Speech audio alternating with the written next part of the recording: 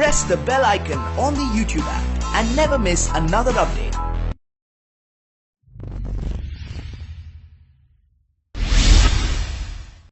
जब वृद्ध हो जाता है इंसान, अब जैसे भक्तिहीन प्राणी भी वृद्ध होगा और भक्ति करता हुआ व्यक्ति भी वृद्ध होगा, ये तो नेचुरल है। जो भक्तिहीन वृद्ध होगा उसकी तो दुर्गति होगी। वो क्या सोचता है वृद्ध अवस्था में, क्योंकि वृद्ध अवस्था में क्या होता है, जैसे अपना तो लड़का लड़की कहीं और की वो हमारे घर आवेगी, तो उस लड़की का जो व्यवहार कैसा रहेगा उनके प्रति, ये तो उस बेटी के स्वभाव पर ही डिपेंड करता है। फिर क्या होगा, वृद्ध अवस्था में कुछ कहा सुनी अवश्य हो जाती है। कभी बच्चा भी बोल देता है, कभी पुत्र वधू भी कह देती है। तो फिर क्या याद आते हैं भक्तिहीन प्राणी के उस माता और पिता को, एकांत में बैठकर रोते हैं कि देखो हमने इनको ऐसे पाला पोसा, इनकी कितनी हमने सेवा की है, और देखो कितनी मेहनत से इनको पाला, आज हमें क्या सुनने को मिल रहे हैं। वृद्ध अवस्था में क्या होता है कि बूढ़ा आदमी अपने अनुभव को अपने बच्चों को बताने की चेष्टा करता है और वो कोशिश करता है कि बालक मैं कहूं ऐसे ही करें। लेकिन उस वृद्ध की अवस्था में और बच्चे जब जवान होते हैं तब तक बहुत समय बीत चुका होता है, तो बच्चे अपने समय के अनुसार बाहर के समाज को देखते हुए अपने कर्म क्रियाओं को करते हैं, जो उस बुजुर्ग को पिता को गंवारा नहीं होते, जिस कारण से वो बात बात पे उन्हें टोका टाकी रखे। नो कहेगा तुम तो नाश करोगे, तुम ऐसा करते हो, हम तो ऐसा करते थे, हम कभी ऐसा नहीं करते थे। शुरू में हमने देखा कोई गांव में ये टूथपेस्ट ले आता, तो उसको टूथपेस्ट कौन लाता, जो नौकरी वाला हो या कोई बाहर शहर में रह रहा हो, तो उसके बारे में बातें बनाया करते, देख नाश करेगा, ये तो पता नहीं क्या बन गया। तो इस तरह की हमारी जो नेचुरल सोच होती है, इस तरह की सोच बनी ही रहती है। तो वो बुजुर्ग टोका टाकी अवश्य करता रहता है, जिस कारण से उन बच्चों में मन मुटाव सा बन ही जाता है कि पिताजी बार बार टोकते रहते हैं, हम कोई बालक थोड़ी रह गए हैं, शादीशुदा हो गए हैं, बाल बच्चे भी हो गए हैं। तो इस तरह का जो माहौल बिगड़ता है, वो भक्तिहीन प्राणी, ज्ञानहीन बूढ़ा वृद्ध या जो है ना एक नारी खराबी करा करे, एक विशेष अशांति का कारण बनता है। एक समय क्या हुआ कि एक वृद्ध मृत्यु को प्राप्त हो रहा था और उसकी जुबान बंद होगी। उसके बच्चे निकट आए, क्या हो गया पिताजी को। पिताजी कुछ ऐसे संकेत कर रहा था, ना हाथ हिल रहे थे ना जीभ उठ रही थी, ऐसे संकेत कर रहा था। अब उन्होंने सोची कि पिताजी कुछ बताना चाहते हैं। उनको ये शंका होगी कि पिताजी कहीं धन दाब रखा, धन यानी पैसा या सोना आभूषण दाब रखे हैं किधर जमीन में। पहले ऐसे ही करते थे, चोरों के डर से जमीन के अंदर पैसे छुपा दिया करते थे। तो उस पशु जहां बांधा करते, पशुओं के नीचे स्थान खोद कर गड्ढा उड्ढा दाब देते, ऊपर ऐसा करते थे, किसी को पता नहीं लगे कहाँ दाब रखे। तो ऐसे जहां पशु बंधते थे उस साइड में ऐसा कर रहा था। अब बच्चा ने सोची पिताजी कुछ बताना चाहते हैं, कुछ पैसा इन्होंने छुपा रखा है, मृत्यु होगी और ये व्यर्थ जाओगा।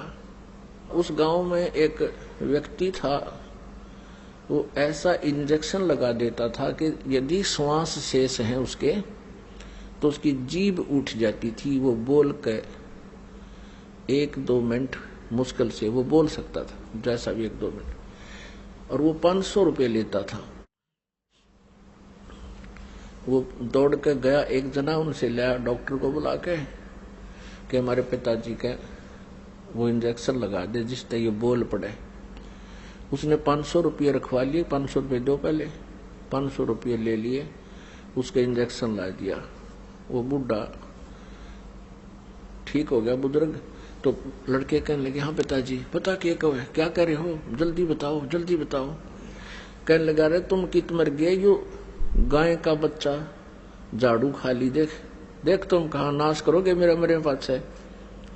ये झाड़ू खा ली गाय के बच्चे ने। नो कह का बूढ़ा तो मर गया। अब वो लड़के बोले, बाबू या झाड़ू 500 रुपये में पड़ेगी तेरी, ये वो तो गया बूढ़ा मर गया।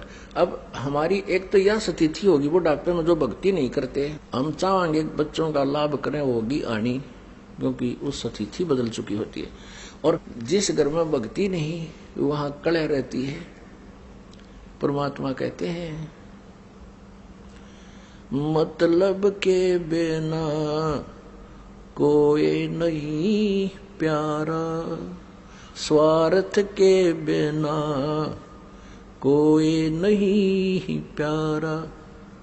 जब तक बैल चले हड़िये में तब तक डाले चारा। जब तक बैल चले हड़िये में तब तक डाले चारा। दर्द होवे जब नाथ काट दे वो घर घर लाठे खारा। स्वार्थ के बिना या कोई नहीं प्यारा। फिर क्या बताते हैं, भाई दर्द होवे जब पड़े खाट में सुने वचन खारे।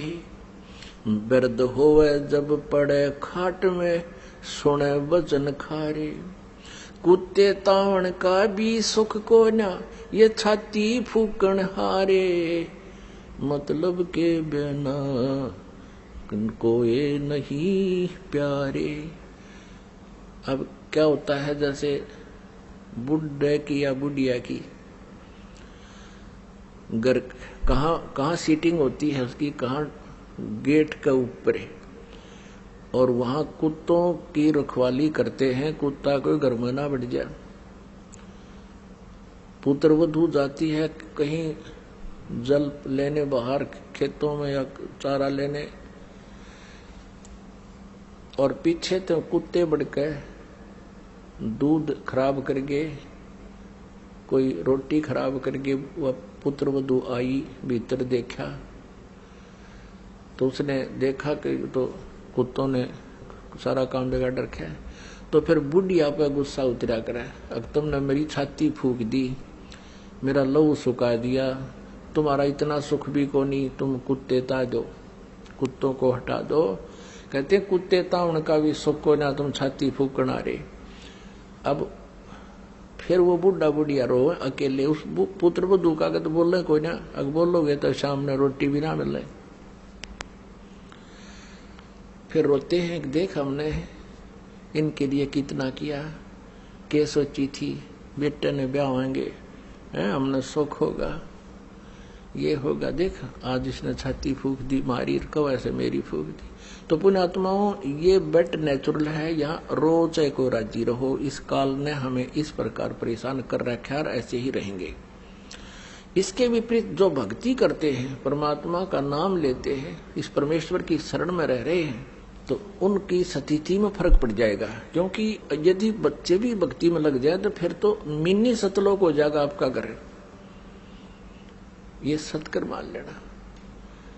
अब जैसे आप वृद्ध होंगे, बच्चे युवा होंगे, इनका विवाह भी होगा, सारे काम होंगे, ठीक है। माता पिता का स्वभाव होता है कि अपने बच्चों को अपने अनुभव अनुसार गाइड जरूर करें, उनको बताओ बेटा ऐसे कर लो, ऐसा कर लो, और वो नहीं मानते हैं कि नहीं पिताजी ऐसा ठीक है, हम ऐसा करते, तो उसको ऑब्जेक्शन करने की जरूरत नहीं चाहिए। बुढ़ा अगर समझदार है तो कहना अवश्य चाहिए, क्योंकि हो सकता है कोई बात ऐसी भी हो जाए बच्चों के ना दिमाग में हो और वह बात सेट हो जाए पिता वाली माता वाली, और वो ऑब्जेक्शन करते कि नहीं ऐसे करेंगे, अच्छा बेटा कर लो, अपना माड़ा लेके और करंट बदल ले, दूसरी तरफ मुंह फेर कर अपना मंत्र शुरू करते।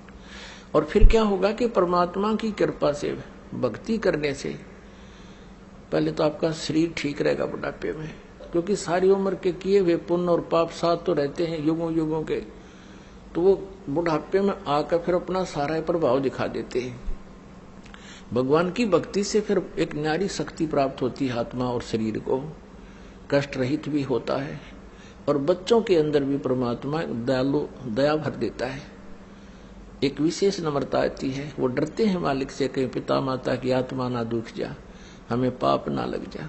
तो उस दृष्टिकोण से भी ऐसा कोई कदम नहीं जल्दी से उठाते जिससे माता पिता को दुख हो, और उधर से माता पिता भी इतने समझदार हो जाना चाहिए इस ज्ञान से, एक बार प्रार्थना करे, नहीं मानने तक अच्छा बेटा नो ऐसे देख लो, और फिर अपना मंत्र में ध्यान रखे।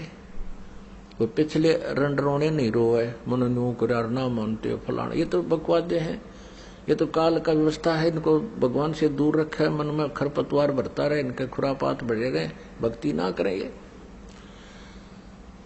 तो इस ज्ञान से वो बात बनेगी। तो ऐसे हम अपने इस जीवन को भी सुखी करेंगे, परमात्मा को भी पाएंगे। तो पुण्यात्मा, हम यहां आकर के काल के जाल में हम फंस गए, और अंत समय में हमने यहां से जब चलना होगा, आपके ऊपर एक रहम होगा यूं भी कि बुढ़ापा कंपलसरी और आवश्यक है इस भक्ति के लिए, क्योंकि जब तक आप युवा हो, ये जो दास बोल रहा है ना, एक एक वचन से समझना जैसे अनमोल और सत्य। अब तक जब तक आप युवा हो, आपको पल की चैन नहीं है, भक्ति कर रहे हो, ये आपका सौभाग्य है, ये विशेष कृपा मालिक की आप है, लेकिन आपको इतनी कसक नहीं है। और जो कि तो आप ये काम अपनी क्रिया करते हुए, भक्ति करते हुए वृद्ध भी होगे, और वृद्ध होकर के फिर आपका शरीर भी शिथिल होगा, आपके शरीर में भी कोई छोटा मोटा ठूठा बनी रहेगी, कोई कष्ट आ गया, कभी जाड़ पड़वानी, कभी आंखें तो दिखना बंद हो जाए, नो डर रहेगा, भगवान का जानदा हो जाऊं, ये मालिक क्या, तो दूना भगवान याद आओगा।